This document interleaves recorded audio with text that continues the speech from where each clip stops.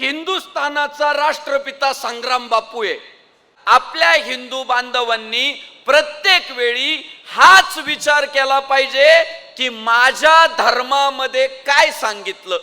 आपला सनातन मार्ग आपण कदापि सोडता कामा नये. आणि दुर्दैवानं आपला हिंदू समाज जेवढी धर्मासोबत तडजोड करतो तेवढा जगाच्या पाठीवर दुसरा कुठला धर्म असेल असं मला वाटत नाही की जो तडजोड करतो.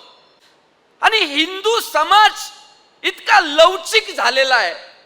मी तुम्हाला पटवून देतो, हिंदुस्थानाचा पिता कोण आहे?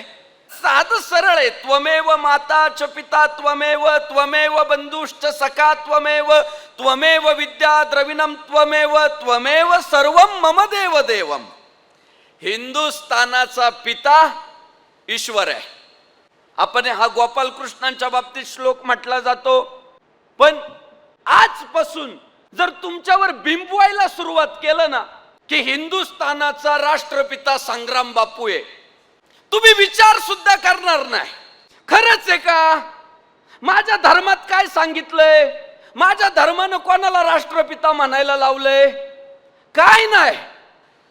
कुणीतरी जर तुमच्यावर बिंबवण्याचा प्रयत्न केला, हिंदुस्थानाचा पिता संग्राम बापू आहे, एकदा सांगितलं, दोनदा सांगितलं, तीनदा सांगितलं, चौथ्यांदा तुम्ही सुरुवात करतात राष्ट्रपिता संग्राम बापू. ही अडचण आहे हिंदूंची. मग हिंदू म्हणत नाही संग्राम बापू कसा राष्ट्रपिता काल जन्माला आला.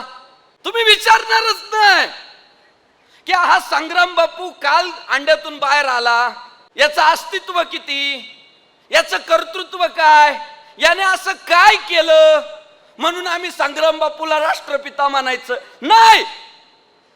सर्रास आपण ते स्वीकारणार.